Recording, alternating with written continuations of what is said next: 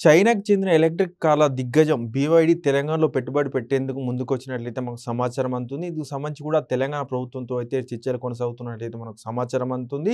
BYD ప్రతినిధులైతే Telangana అంటే హైదరాబాద్ చుట్టుపక్కల దాదాపు 3 ప్రాంతాల్లో అయితే స్థలాన్ని పరిశీలించినట్లుగా కూడా మనకు వార్తలు వస్తున్నాయి. అయితే రంగారెడ్డి జిల్లా షాబాద్‌లోని చందనవెల్లిలో అయితే బీవైడీ సంస్థకు 200 ఎకరాలు కేటాయించేందుకైతే రాష్ట్ర ప్రభుత్వం సిద్ధంగా ఉన్నట్లు కూడా మనకు సమాచారం అయితే వస్తుంది. అయితే ఒకవేళ బీవైడీ ఇక్కడ తెలంగాణలో ప్లాంట్ పెట్టినట్టయితే ఇది దేశంలోనే మొట్టమొదటి బీవైడీ ప్లాంట్ అవుతుంది.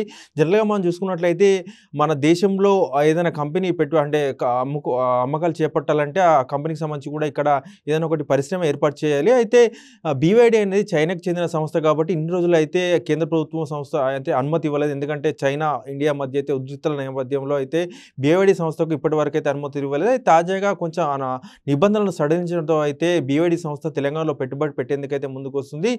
ఈ చంద్రవెల్లిలో దాదాపు 200 ఎకరాల్లో ఈ బీవైడీ కార్ల తయారీ ప్లాంట్ ఏర్పాటు చేస్తే దాదాపు సంవత్సరానికి 15,000 కార్లను ఎలక్ట్రిక్ కార్లను ఉత్పత్తి చేసే సామర్థ్యంతో అయితే ఏర్పాటు చేసే అవకాశం అయితే ఉంది. ఈ నేపథ్యంలో తెలంగాణతో పాటు ఏపీకి చెందిన చాలా మందికి అయితే ఉపాధి లభించే అవకాశం ఉంది. ఇది తెలంగాణ ప్రభుత్వం విజయంగా అయితే రాష్ట్ర కాంగ్రెస్ నేతలు అయితే చెప్తున్నారు. మరోపక్క బీవైడీ ఇప్పటికే మెగా సంస్థతో అయితే ఒక ఒప్పందం చేసుకుంది. అయితే ఈ ఒప్పందం ప్రకారం ఇరు సంస్థలు కలిసి ఇక్కడ ప్లాంట్ ఏర్పాటు చేసే అవకాశం ఉన్నట్లయితే మనకు తెలుస్తుంది.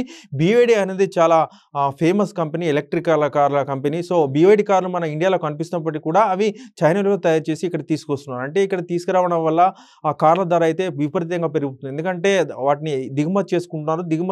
దిగుమతి సుంకం పడుతుంది. ఒకవేళ ఆ కార్లని ఇక్కడ తయారు చేసి అమ్మినట్లయితే చాలా తక్కువ ధరకే కార్ అమ్మకాలు జరుగుతాయని చెప్పేసి కూడా బీవైడీ సంస్థ భావించింది. అందుకే ఇండియాలో పెట్టుబడి పెట్టేందుకైతే ముందుకొచ్చింది. ఈ నేపథ్యంలోనే తెలంగాణ ప్రభుత్వం ముందుగానే స్పందించి బీవైడీతో చర్చలు జరిపైతే హైదరాబాద్ చుట్టుపక్కల పరిశ్రమ ఏర్పాటు చేయాలని చెప్పేసి కూడా తెలంగాణ ప్రభుత్వం కోరడంతో అయితే బీవైడీ సంస్థ అయితే తెలంగాణలో ప్లాంట్ ఏర్పాటు చేసేందుకైతే ముందుకొచ్చింది. అయితే దీనికి కొంచెం సమయం పట్టే అవకాశం ఉందని చెప్పేసి కూడా చెప్తున్నారు. అంటే 2-3 సంవత్సరాలు దీనికి పట్టే అవకాశం ఉందని చెప్తున్నారు. ఎందుకంటే కేంద్ర ప్రభుత్వం పూర్తి స్థాయి అనుమతి ఇవ్వాలి. అలాగే చైనా ప్రభుత్వం అనుమతి ఇవ్వాలి.